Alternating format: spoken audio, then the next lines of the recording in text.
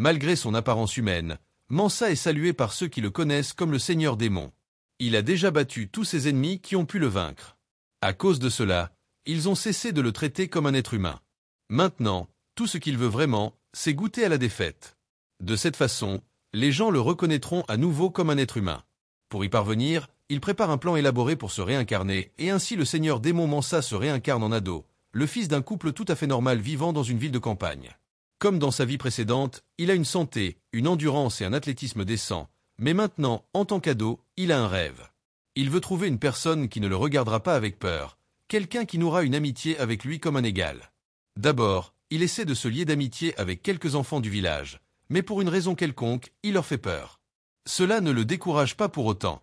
Il s'aventure en ville et tente de se rapprocher d'un groupe de filles, mais il est pris d'angoisse. Cependant, cela n'entame pas sa confiance débordante de fierté dans son ancienne gloire d'homme le plus puissant. Il rassemble son courage et appelle les filles d'un ton dominant. Il leur demande d'être ses amies et en retour, il leur donnera la moitié du monde. Maintenant, s'il était Mansa, ce serait un exploit facile, mais comme ado, ce n'est rien de plus qu'une promesse. Une fois de plus, il échoue et les filles, terrifiées, s'enfuient. Ado se souvient de son ancienne gloire et de tous les résultats incroyables qu'il a obtenus, mais rien ne peut l'aider à accomplir quelque chose d'aussi simple que de se faire des amis. Il soulage sa colère et sa frustration en utilisant sa magie pour détruire les arbres de la forêt. Alors qu'il réfléchit à ce qu'il pourrait faire, le maire s'approche et lui demande quel est le problème. Ado demande des conseils sur la façon de se lier d'amitié avec les autres. Le maire lui dit qu'il devrait juste se rappeler d'être gentil et respectueux. Ado trouve ce conseil utile et retrouve sa bonne humeur. Il va quelque part avec un sourire sur son visage. Ses parents ont entendu sa conversation avec le maire. Ils lui disent que leur fils peut parfois être un peu bizarre. Ado retrouve les enfants du village et applique les conseils qu'il vient de recevoir. Il devient trop formel et respectueux, laissant les enfants du village stupéfaits. Ils essaient aussi de se lier d'amitié avec les filles, mais le résultat est le même, elles le fuient. En colère, Ado retourne dans la forêt pour décharger sa colère sur les pauvres arbres, mais il entend au loin le cri d'une jeune fille. Utilisant sa magie, il vole dans la direction des cris. Il trouve une fille combattant seule un ancien monstre. On dirait qu'elle traverse une période difficile, mais selon Ado, ce n'est pas le genre de monstre que vous avez généralement du mal à vaincre. Puis il se rend compte que la fille ne fait qu'exprimer sa frustration, comme lui. Au manoir, le maire est accueilli par les parents d'Ado. Il mentionne que sa fille a complètement fermé ses portes en raison de l'intimidation et des commérages sur sa race. Madame Ado dit qu'elle comprend sa fille. Pendant ce temps, la jeune fille, Irena, entre enfin. Elle remarque qu'Ado la regardait. Surprise, elle lui demande ce qu'il veut. Il la complimente en disant que ce qu'elle a fait était vraiment magnifique. Ado pense trop à la façon dont il devrait se rapprocher d'elle et réfléchit à la façon de le faire en douceur. Mais à la fin, il utilise juste son approche directe et lui demande d'être son ami. Malheureusement, la jeune fille répond de manière hostile, déclarant qu'il ne sait rien d'elle. La fille est Irena, elle est la fille de Cirque. Ado le découvre dès qu'il rentre chez lui. Ce jour-là, Cirque est également sur le point de quitter leur maison. Il voit Irena courir vers son père. Depuis ce jour, Ado suit Irena partout où elle va, espérant devenir de bons amis. Mais Ado amène la gentillesse et le respect à un tout autre niveau. Il exagère jour après jour. Elle refuse son offre d'amitié, mais Ado jure de ne jamais abandonner. Une nuit, un groupe de gobelins attaque leur village. Ado demande à son père ce qui a conduit à cela, et il répond que le noyau souterrain de la montagne va mal. Au milieu du chaos, Cirque demande l'aide du père d'Ado. Jacques le maire dit qu'Irena était dans les montagnes et qu'elle n'est pas encore revenue. Ado se sent coupable, pensant qu'elle a dû gravir la montagne parce qu'il l'avait poursuivie.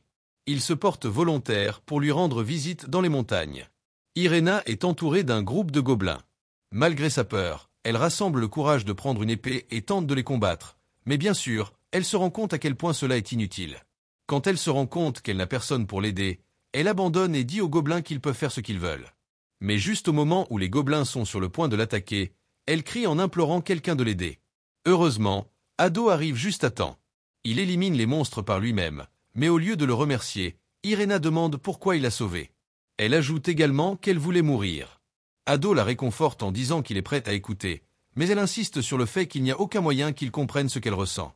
Avec des souvenirs de sa vie passée en tant que Mansa, il rétorque qu'il sait ce que c'est que d'être seul, d'être isolé de tout le monde.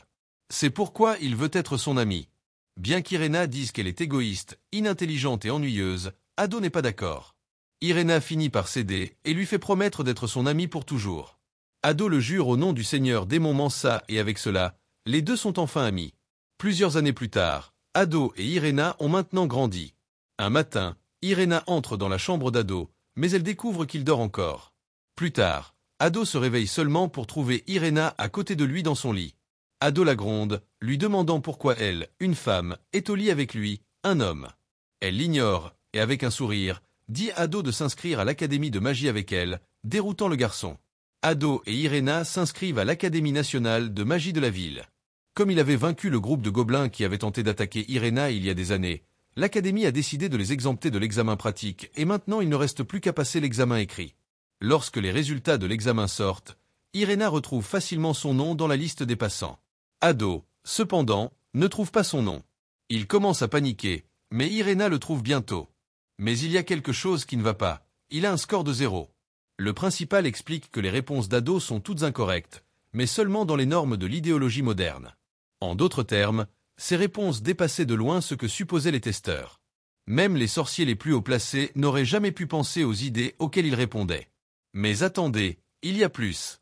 Le principal mentionne également qu'Ado est le fils de Jacques et Carla, qui ont détruit le dieu maléfique ressuscité tout en protégeant la paix de la capitale royale.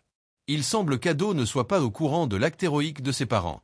Cirque a également participé, donc Ado et Irena viennent tous les deux d'un passé héroïque. Quant à Ado, Irena arrive dans leur classe, ils sont accueillis par une nuée d'élèves qui veulent se rapprocher d'eux. Dans un coin de la pièce, une fille est harcelée par un garçon. Elle râle d'Olivia Spencer. Irena intervient alors. Elle râle d'Olivia répond que la fille appartient à la famille d'un comte qui sert sa famille, la considérant comme sa servante. Ado intervient en demandant à El râle d'Olivia de s'excuser auprès de la fille. Alors il défie Ado en duel, disant que si Ado parvient à le battre, alors peut-être qu'il écoutera ce qu'il a à dire. Irena l'avertit alors qu'El râle d'Olivia est le plus jeune homme à avoir obtenu un rencard et dans le royaume. Avant même qu'un duel ne puisse commencer, le professeur arrive. Ado reconnaît immédiatement Lady Olivia, l'un de ses meilleurs généraux lorsqu'elle était Mansa. Il pense qu'Olivia serait furieuse contre Mansa pour avoir soudainement quitté son emploi. À cause de cela, il panique quand elle lui parle. Olivia autorise le duel entre les deux étudiants. Alors El râle d'Olivia l'attaque immédiatement, mais Ado crée une barrière sans problème. Cela irrite El râle d'Olivia, l'incitant à augmenter la puissance de son attaque. Cependant, Ado parvient à bloquer tout cela tout en ayant l'impression que son adversaire donne des noms de haut niveau aux attaques de bas niveau. Quand c'est au tour d'Ado de riposter, ils activent un sort de haut niveau puis en lancent un autre. Cela conduit à la défaite facile d'El râle d'Olivia qui se termine par ses excuses à la fille.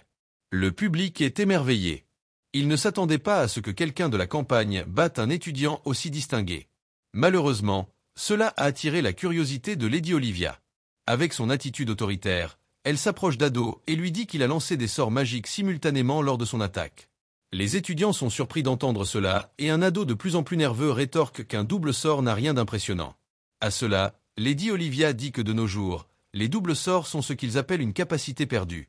Ado est sans voix, mais heureusement pour lui, Lady Olivia s'arrête et dit qu'ils en reparleront un jour. Le lendemain, leur cours commence enfin. Lady Olivia leur ordonne de former des groupes de 3. Comme prévu, tout le monde veut être dans le même groupe qu'Ado et Irena, mais ils décident d'inviter la fille victime d'intimidation, Ginny. Leur mission est de descendre au 3e étage, de tuer un loup noir, de lui écorcher la peau et de la ramener. Le groupe d'Ado commence sa mission et rencontre immédiatement un groupe de loups noirs.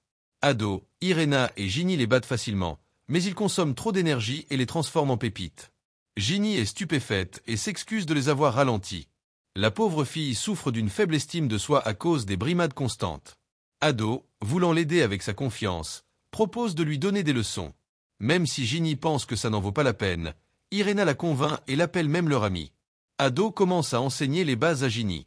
Après quelques tentatives infructueuses, Ginny doute à nouveau d'elle-même. Un loup noir s'approche et Ado le bête en utilisant un sort qu'il a créé. Les deux filles sont émerveillées. Elles n'ont jamais vu une telle magie auparavant. Suivant l'exemple d'Ado de près, Ginny réussit à vaincre un loup noir. Alors qu'ils célèbrent cette petite victoire, le sol s'ouvre soudainement. Ils sont aspirés dans un trou souterrain. Ils descendent au niveau le plus bas, qui est le repère d'un minotaure. Malgré le danger, Ado ne s'emporte pas. Au lieu de cela, ils en profitent pour enseigner aux deux filles comment fonctionne son sort en battant le minotaure. Il convainc Ginny de porter le coup final et bien que ses doutes obscurcissent initialement son jugement, elle bat avec succès le Minotaure. Au lieu de la peau d'un loup noir, le groupe d'Ado présente les cornes du Minotaure. Lady Olivia dit qu'elles ont vaincu le boss grâce à la magie d'Ado, mais il dit qu'elles se sont battues jusqu'à la mort pour gagner. Il ne veut pas que Lady Olivia, de toutes les personnes, connaissent la magie qu'il a lui-même créée. Elrald Olivia trouve une autre occasion d'intimider Ginny, mais Ginny se défend elle-même et ses amis cette fois. Ado est heureux de voir cela, heureux que lui et Irena aient gagné un autre ami. Quant à Ado, Irena arrive dans leur classe, ils sont accueillis par une nuée d'élèves qui veulent se rapprocher d'eux. Dans un coin de la pièce, une fille est harcelée par un garçon. Elle râle d'Olivia Spencer. Irena intervient alors. Elle râle d'Olivia répond que la fille appartient à la famille d'un comte qui sert sa famille, la considérant comme sa servante. Ado intervient en demandant à Elrald d'Olivia de s'excuser auprès de la fille. Alors il défie Ado en duel, disant que si Ado parvient à le battre, alors peut-être qu'il écoutera ce qu'il a à dire. Irena l'avertit alors qu'Elrald d'Olivia est le plus jeune homme à avoir obtenu un rencard et dans le royaume. Avant même qu'un duel ne puisse commencer, le professeur arrive. Ado reconnaît immédiatement Lady Olivia, l'un de ses meilleurs généraux lorsqu'elle était Mansa. Il pense qu'Olivia serait furieuse contre Mansa pour avoir soudainement quitté son emploi. À cause de cela, il panique quand elle lui parle. Olivia autorise le duel entre les deux étudiants. Alors Elrald d'Olivia l'attaque immédiatement, mais Ado crée une barrière sans problème. Cela irrite Elrald d'Olivia, l'incitant à augmenter la puissance de son attaque. Cependant, Ado parvient à bloquer tout cela tout en ayant l'impression que son adversaire donne des noms de haut niveau aux attaques de bas niveau. Quand c'est au tour d'Ado de riposter, ils activent un sort de haut niveau puis en lancent un autre. Cela conduit à la défaite facile d'Elrald d'Olivia qui se termine par ses excuses à la fille. Le public est émerveillé. Il ne s'attendait pas à ce que quelqu'un de la campagne batte un étudiant aussi distingué. Malheureusement, cela a attiré la curiosité de Lady Olivia. Avec son attitude autoritaire, elle s'approche d'Ado et lui dit qu'il a lancé des sorts magiques simultanément lors de son attaque. Les étudiants sont surpris d'entendre cela et un Ado de plus en plus nerveux rétorque qu'un double sort n'a rien d'impressionnant. À cela, Lady Olivia dit que de nos jours, les doubles sorts sont ce qu'ils appellent une capacité perdue. Ado est sans voix, mais heureusement pour lui, Lady Olivia s'arrête et dit qu'ils en reparleront un jour. Le lendemain, leur cours commence enfin. Lady Olivia leur ordonne de former des groupes de 3. Comme prévu, tout le monde veut être dans le même groupe qu'Ado et Irena, mais ils décident d'inviter la fille victime d'intimidation, Ginny. Leur mission est de descendre au 3e étage, de tuer un loup noir, de lui écorcher la peau et de la ramener. Le groupe d'Ado commence sa mission et rencontre immédiatement un groupe de loups noirs. Ado, Irena et Ginny les battent facilement, mais ils consomment trop d'énergie et les transforment en pépites. Ginny est stupéfaite et s'excuse de les avoir ralentis. La pauvre fille souffre d'une faible estime de soi à cause des brimades constantes. Ado, voulant l'aider avec sa confiance, propose de lui donner des leçons. Même si Ginny pense que ça n'en vaut pas la peine, Irena la convainc et l'appelle même leur amie. Ado commence à enseigner les bases à Ginny. Après quelques tentatives infructueuses, Ginny doute à nouveau d'elle-même. Un loup noir s'approche et Ado le bête en utilisant un sort qu'il a créé. Les deux filles sont émerveillées. Elles n'ont jamais vu une telle magie auparavant. Suivant l'exemple d'Ado de près, Ginny réussit à vaincre un loup noir. Alors qu'ils célèbrent cette petite victoire, le sol s'ouvre soudainement. Ils sont aspirés dans un trou souterrain. Ils descendent au niveau le plus bas, qui est le repère d'un minotaure. Malgré le danger, Ado ne s'emporte pas. Au lieu de cela, ils en profitent pour enseigner aux deux filles comment fonctionne son sort en battant le minotaure. Il convainc Ginny de porter le coup final et bien que ses doutes obscurcissent initialement son jugement, elle bat avec succès le minotaure. Au lieu de la peau d'un loup noir, le groupe d'Ado présente les cornes du minotaure. Lady Olivia dit qu'elles ont vaincu le boss grâce à la magie d'Ado, mais il dit qu'elles se sont battues jusqu'à la mort pour gagner. Il ne veut pas que Lady Olivia, de toutes les personnes, connaissent la magie qu'il a lui-même créée. Elrald d'Olivia trouve une autre occasion d'intimider Ginny, mais Ginny se défend elle-même et ses amis cette fois. Ado est heureux de voir cela, heureux que lui et Irena aient gagné un autre ami. Quand Ginny a obtenu le statut de triangulaire, tout ce qu'Ado voulait vraiment, c'était vivre une vie complètement ordinaire. Mais comme il est toujours puissant en tant que seigneur démon et avec des parents héros, il lui est de plus en plus difficile de rester simple. Nous aurions tous pu penser que le plus grand seigneur démon renaissait en tant que perdant, mais cela ne semble pas être le cas, pas dans cette vie bien sûr. Merci d'avoir regardé. Si vous avez aimé la vidéo et que vous souhaitez aider la chaîne à grandir, laissez un like, un commentaire et abonnez-vous.